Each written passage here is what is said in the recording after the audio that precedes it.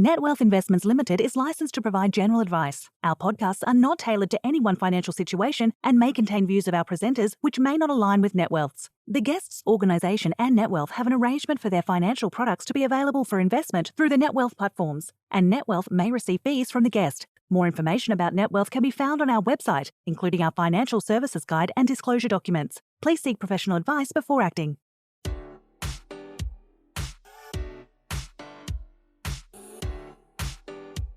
Hi, I'm Matt Heiner, Joint Managing Director of Net Wealth, and welcome to Between Meetings. In this podcast series, I chat to industry professionals and thought leaders on what made their careers successful and the opportunities and challenges they see on a wide range of topics as they relate to the delivery of advice and financial services. I hope you enjoy their unique insights.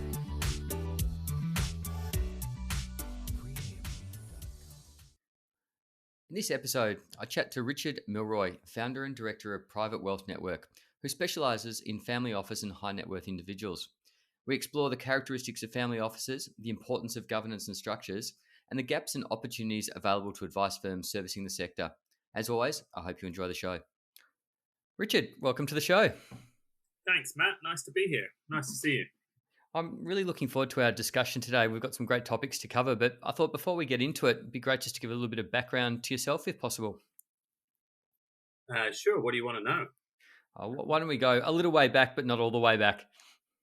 Okay, sure. So let's say a little way back. So, I came here I came to Australia from the UK 20 odd years ago. That's quite a long way back. I guess I'm Irish originally. My intention in my working life was to be a journalist. If I go right back. And in fact, my first job was in a newspaper in France, in Paris, of all places, at the Herald Tribune in Paris. Right. But I quickly got sort of disabused of the idea of being a journalist because A, I met a few of them, and B, I just wasn't. It wasn't something I was capable of doing. It wasn't what I thought it would be, and it wasn't to my strengths. And were you speaking French at the time? Yeah. So I speak French and German, and that's kind of why I was in France. I was working in the publishing part of the newspaper on all the subscriptions and what they call abonnement. So the distribution of the newspaper. So then I worked in special projects and the promotion of the newspaper and so on. So yeah, I had to speak 3 languages for that job, and that was going way back. And then for some reason, I got into publishing through that, then in London subsequently, and again, more the advertising, sales, publishing, business side of it. And that, for various reasons, was a bit unsatisfying. I got a job with a conference production company, specializing in, finance, hedge funds, things that I knew nothing about at the time. This was in the mid-late 90s, and it was an Australian-owned business, AIC, owned by a guy called Tony Steele, that some of the Sydney listeners might know of. Anyway, Tony was an Australian from Sydney and had this global business, and I worked for it, and I ended up getting a transfer to Sydney, and that's how I ended up in Australia. Fantastic. And I've heard you say before that one of the companies you started when you got to Australia was one that you're actually very proud of and wish you'd stayed in, but equally that you've done a great job with your new company, PWN. Yeah, so the first, as I said, I was sort of one of these conference organizing people, and I quickly decided this was not, I always had this feeling that I wanted to work for myself. I think it was more an issues I had with authority when I was younger, as much as anything else. But so I wanted to set up on myself. So as soon as I saw that opportunity, I did. I was about 28, I think I was 29. And I set up a business again with a guy called Paul Resnick that many people listening to this might be familiar with, Resnick Communications. And I was actually the main shareholder of that. Set that up in January 2000. I was just 29 years old, and it flew. Like, it was very, very successful. Lots of IFAs, your independent financial advisors, really interesting crowd would come along to those conferences, and we ended up doing heaps of them, and there were CPD points attached, and it sort of morphed into something like a CPD, financial education business. That was actually when I started in the industry, and I remember going to those conferences vividly. Yeah, right. Did you go on any of the cruises? You would I, have been in Melbourne rather than Sydney, did you? no, well, we came up to Sydney quite often, so I remember the conferences would always finish with a good cruise around the Sydney Harbour, which was great That's fun. right. Yeah, that's right. The very first time we did that, we scheduled it for 4 hours. You can imagine how that ended up. But yeah, we realized maybe a little bit shorter was better. But no, so that was hugely successful. And I think, my family aren't in business. I didn't have a sort of a business background at all. And I perhaps didn't realize just how successful it was. And I think that's what I was alluding to, Matt. Like, it grew really quickly over a couple of years, and someone came along and offered to buy it and sort of take us out. And I just jumped at that opportunity. It never occurred to me that maybe I should stick with it a bit longer. So I was only 32, and I really, as I said, I didn't really have a business background at the time. So, and it was a good offer, to be fair. So that was Tribeca. Some people might remember, then got taken over by Kaplan. So it got sort of morphed into, and I think over time just sort of disappeared into the corners of that business somewhere. There'd definitely be a few people and a few listeners that would remember all of those brands. They were good times, and obviously a critical juncture in the industry. And you were just starting out, right? And Indeed, if I remember rightly, I mean, so was I. And I think actually one of the very first conferences we did, your dad was a speaker at. It was on property syndicates, Julius Coleman and all these guys who were loving doing property syndication. Correct. It's going back a long time. And having sold to Tribeca, how did you come up with the next idea, or what was the thought process when you were looking at the market and sort of thinking about, well, what do I do next? I've built these skills. Where are the opportunities? Yeah, so I didn't really consider myself, a finance specialist. I considered myself almost a media person. So I felt that my skills and what I was good at was sort of picking trends in different markets. And the next thing we did actually was, now people might call it a social enterprise because it never made any money, but it was really it was a sustainability network called Three Pillars Network, and I was always interested in that area. I mean, now it's become massive. I was always interested in that whole area around sustainability and climate change and social impact and all those things, because I didn't want to preach to anyone, but I always just felt it was the future, and I think that was right. I can say now, and that was a fantastic network, and I still work with some people who my wife and I worked on that together, and still work together, and there were others working at PWN who were involved in that. What year was that? That was sort of 20. So I finished my earnout 2004. I did a couple of other things 2005, and we started early 2006 with that to about 2009. I mean, look, the brand sort of still exists. We did an event with it a couple of years ago. But the time when we were just focused on that was 2006 to 2009, 2010. And as I said, it was super interesting. We did big conferences about food sustainability and food systems and, all sorts of interesting topics. But it was very hard to make a buck doing that. And Richard, given that it was 2009, 2010, ethical investing, ESG investing, sustainability, that would have been miles off anyone's radar. What sort of people were attending at the time? Yeah, so it wasn't just investment people or finance people at all. It was people from government, local governments, like the food thing. It was Woolworths and Coles and various businesses and scientists and all sorts, investors. It really was. I mean, I thought what was most interesting about that organization was just the range of people. It was just fascinating stuff. So yeah, it was kind of before. I mean, look, there was definitely ethical. I'd done conferences on ethical investment way before with Resnick. We'd done that way before, and that had been ESG had always been around, particularly in pension funds and institutional investment. But it was sort of slowly growing, not really on the mainstream radar, as you say.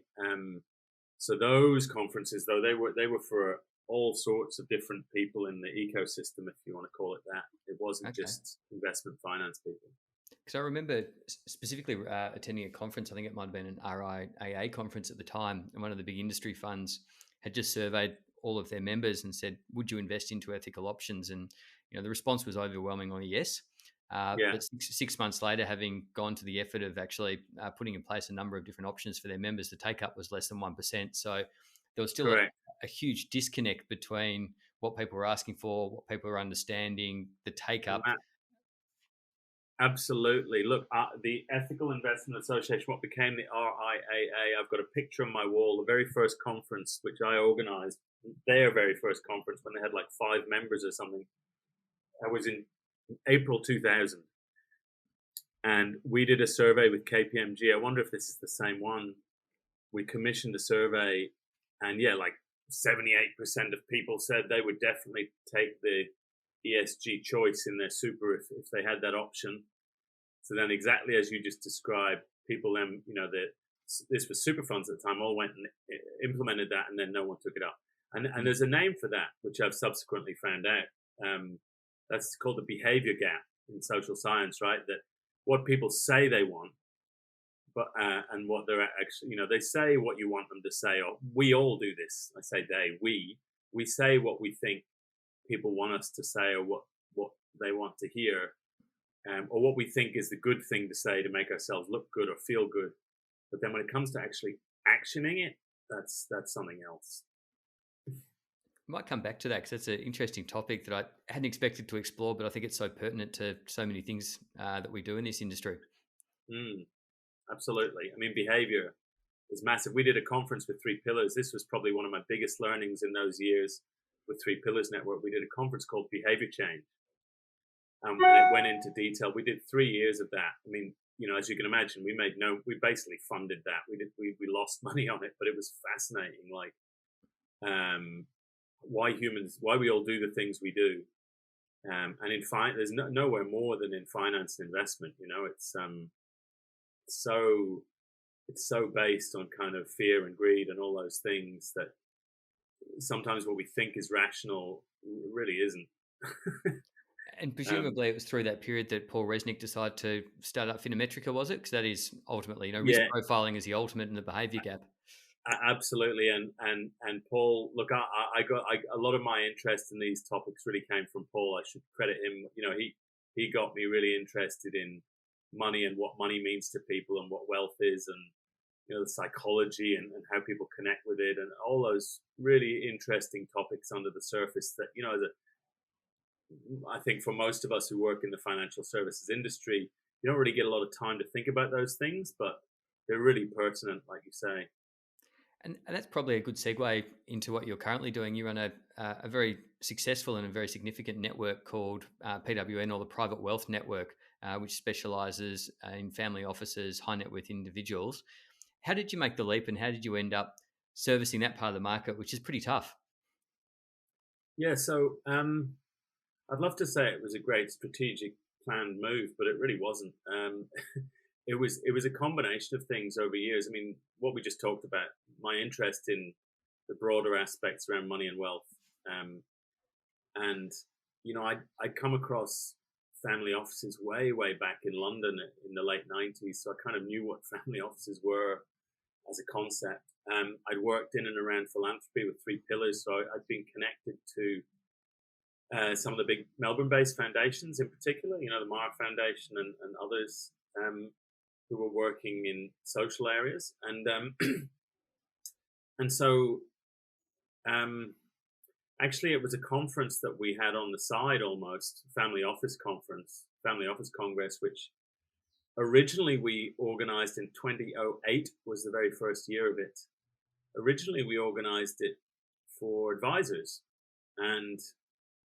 but the combination of the content we had, there was a lot about psychology, there was a lot about philanthropy and social things, as well as investments.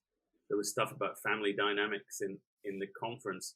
I think that just naturally, I remember the very first year, quite a lot of families turned up, and we hadn't expected them, and we weren't targeting them. We thought it was more for the industry, if you like.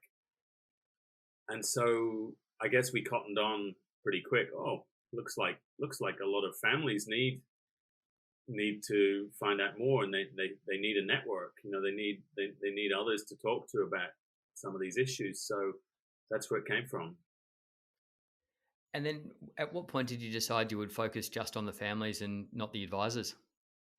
Yeah, over time, I mean, I'd had a lot more history with the advisors. I'd had some philanthropy work that I'd done with different families, but over time it just sort of evolved. And, it was actually the advisors started, we started doing other lunches and side things around this conference, and the conference got bigger over a couple of years. And actually many of the advisors said to us, look, I think, and, I'm not making this up, they would say to us, look, I think this is more relevant for our clients than for us.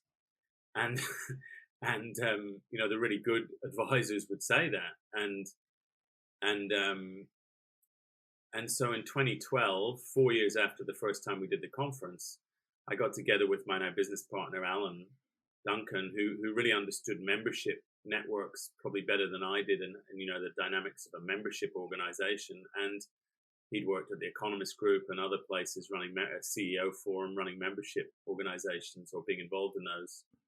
So we got together and developed it as a membership group, and it went from there. And it, as you say, it's not easy. It took a long time to build up the members, but it's been an amazing journey. So we might come back to PW in a moment, but just for the listeners, how do you define a high net worth individual versus a family office, and what are some of the characteristics that link them? It's an interesting question. The first thing I would say is a lot of these definitions can be difficult, misleading, or used for the wrong reasons, like used for marketing rather than for the family that in question. So the difference between high net worth individual and family office, well, I mean, most of the family members where there is a family office will be high net worth individuals. I think often people perceive it as a difference in size and scale. My view is a bit more nuanced than that. I mean, people are people, and from what I've seen of families where there's significant wealth, there are so many contradictory things that don't quite sit right with these definitions. So, for example, oftentimes an entrepreneur has maybe made $30 or $40 million in the business, so very significant wealth. And that money is their own, and they do what they please with it. And that's a very different scenario to a third or fourth generation family office where you've got responsibilities with cousins and governance. And, it's not like people are walking around with $1 billion in their pocket. Whereas your entrepreneur who's made 30 or 40 million and just sold a company, he kind of is walking around with 30, 40 million. So I think these things are very nuanced. The family office often is not always, but sometimes it's set up almost to block the family members from getting to the wealth. So sometimes, and not always, but sometimes family members may not feel that well disposed to the concept of the family office. Sometimes that's not the case. Sometimes they think it's great, but sometimes, I've met individuals from very, very wealthy families where the individual has no money. One occasion, someone I knew through PWN, whenever he would visit Sydney, I literally had to lend him $50 a couple of times. I mean, ridiculous, but true. And the family would be worth, it's a European family, but the family on paper is worth $1 billion or something ridiculous. So, go figure. I mean, I guess, sorry, that's a waffly answer, Matt. What I would say is resist the definitions, because people are people at the end of the day, and probably the relationship with the individual person or the family as a group of individuals is more important than trying to sort of define them as a high net worth or a family office or whatever. No, I think that's a great answer. And again, maybe on a more technical front, Australia, a couple of 100 years old, doesn't have the legacy of many of the European family offices or the American family offices. What are the most common structures you're seeing in Australia when it comes to the establishment and running of a family office? Um, so a lot of what I see is first to second to third generation, so the relatively early stage of setting up a family office. I think it depends a little bit what you mean by structures.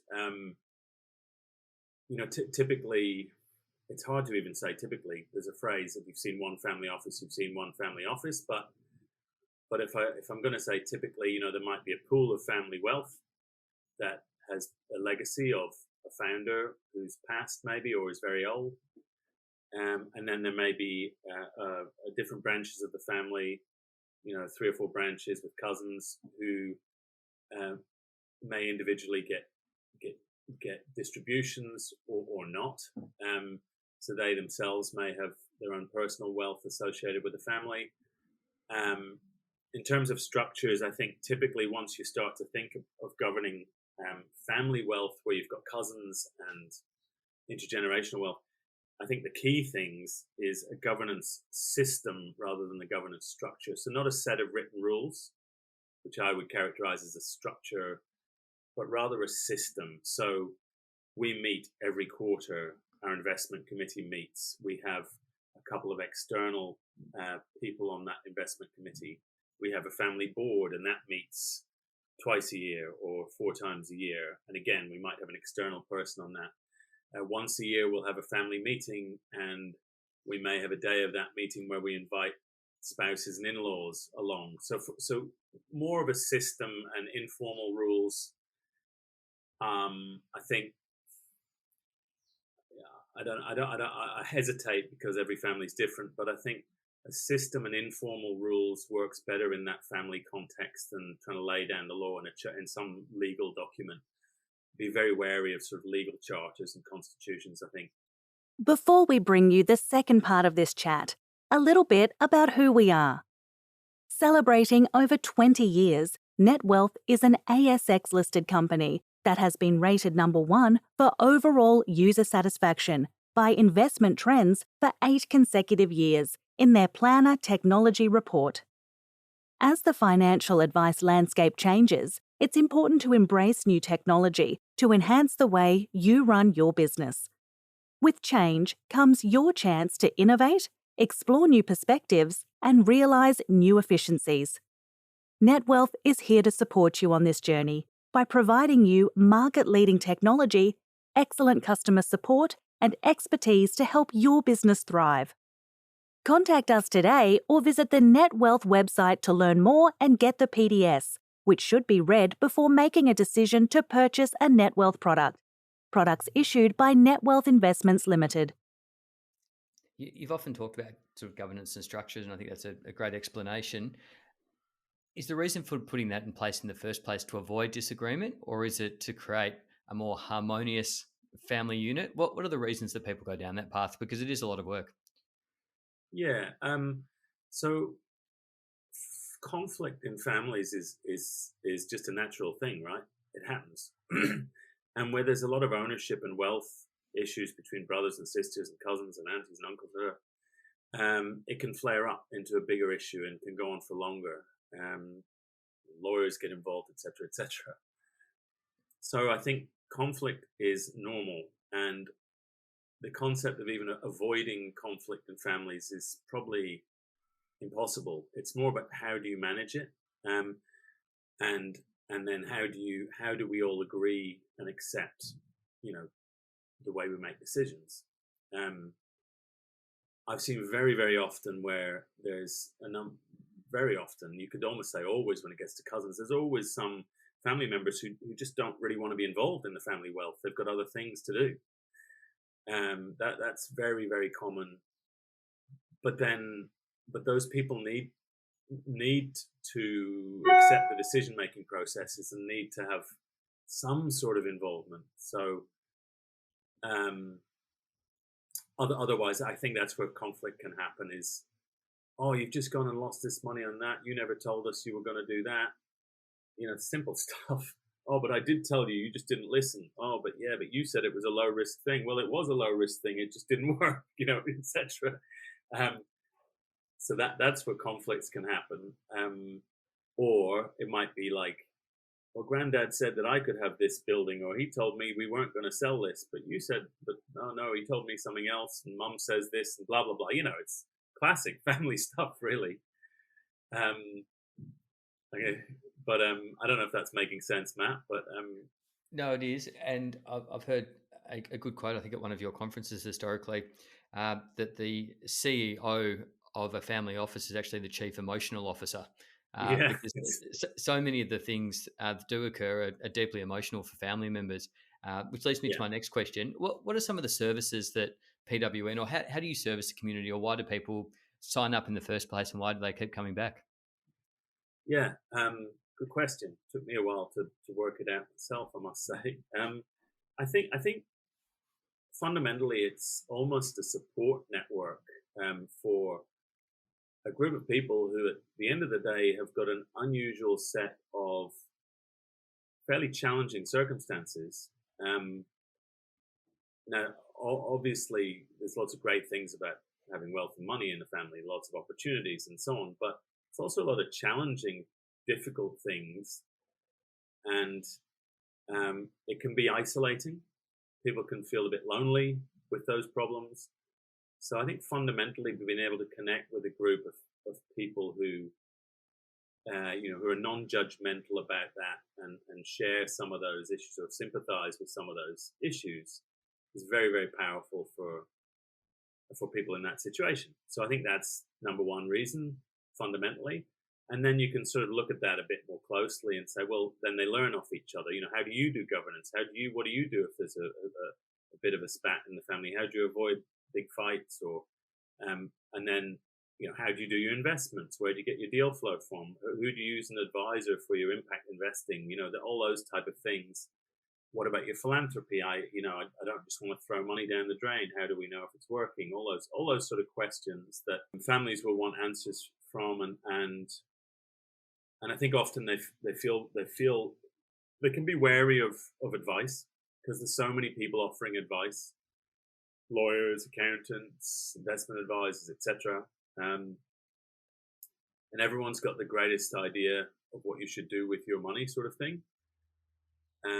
So oftentimes they can be wary that there's a hidden agenda with the sort of impartial advice, and so speaking to a group of peers can be very, very helpful. When it does come to professional servicing high net worth and family office clients, what are some of the services that are needed, and how are the advice firms that are doing it well doing it?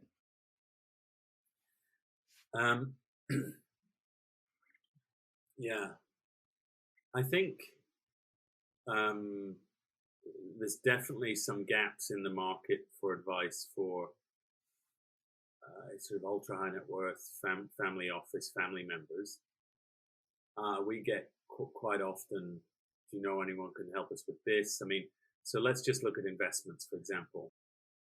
Oftentimes you have a family member who's got a portfolio that might be quite a sudden money that's come through inheritance or the sale of something, and it might be 10 or 20 or 30 million bucks, and they're trying to deal with it. This is probably at the smaller end where there isn't a big family office set up necessarily, and I've had a number of times, I just can't find an advisor that will just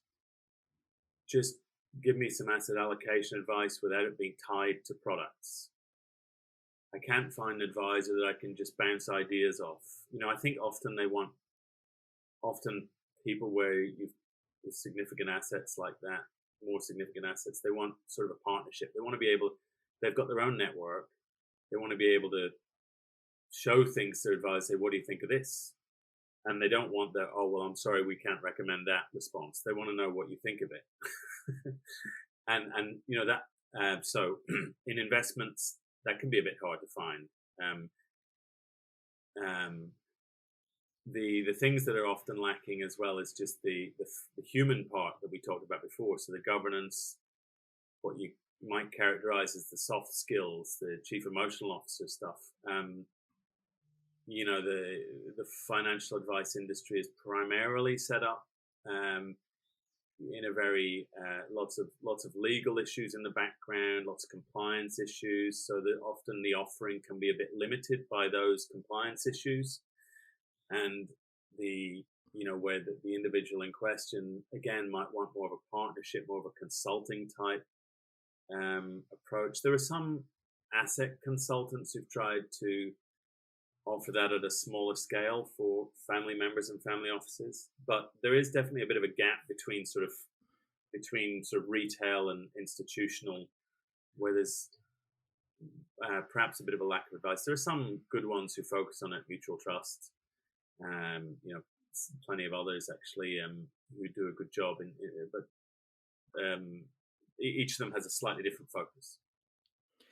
We're starting to see some interesting business models emerge around intergenerational wealth transfer, and particularly within that sort of high net worth space, how advisors can help with the younger generations. Are you seeing much in that space that you think is interesting or inspiring? Yes, I think we've been trying to cater for younger family members. PWN has over the years, and as we get older, it gets tricky. We need a younger team to do that, and we're doing that.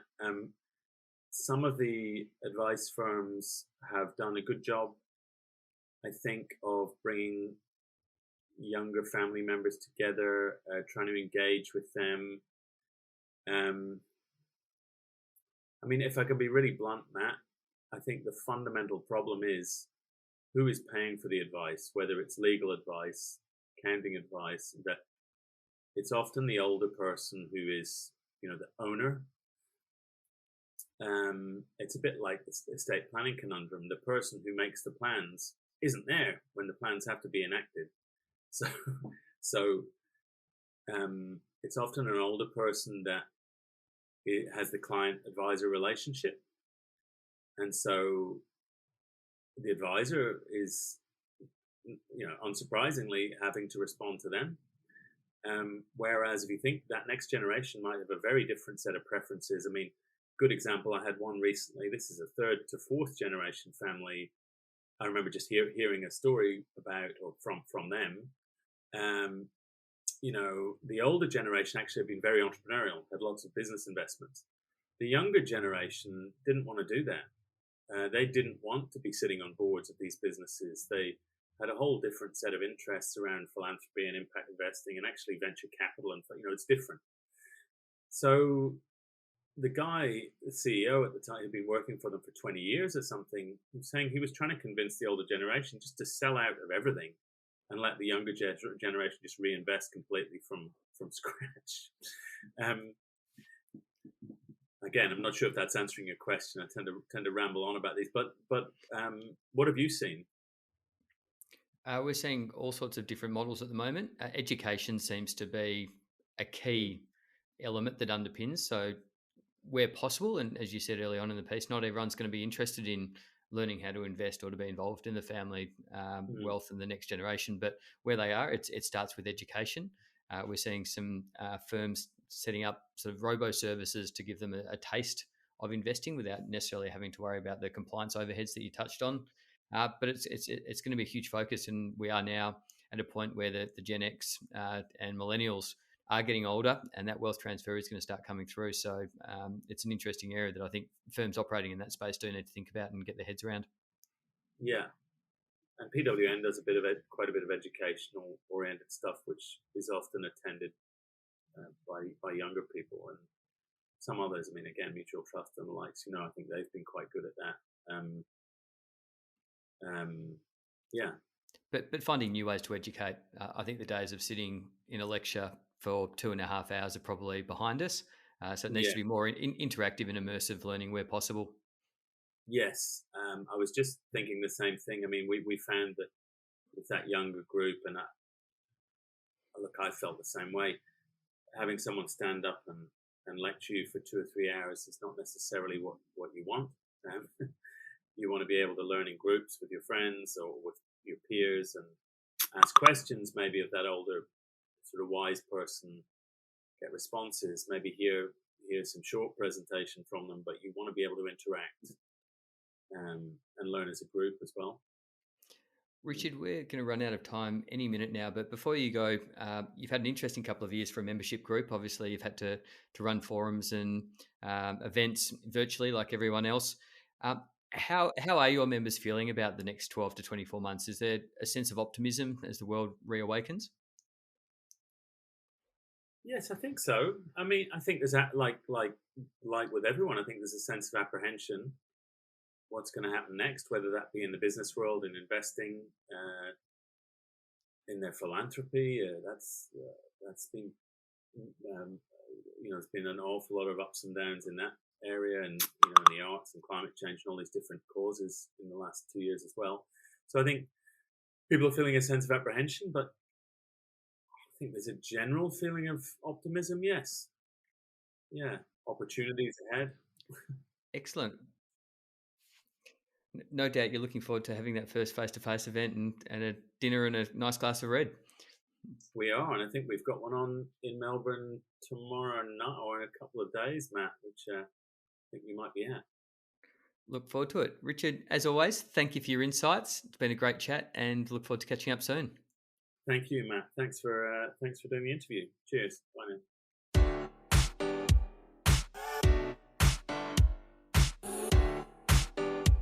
Thanks for listening to this episode of Between Meetings. For more episodes and to subscribe to our series, visit the NetWealth website, iTunes, Spotify, or your favourite listening service. And if you want to contact me or engage or discuss any of the topics raised, please find me on LinkedIn or Twitter or send me a private message. We hope you can tune into the next episode.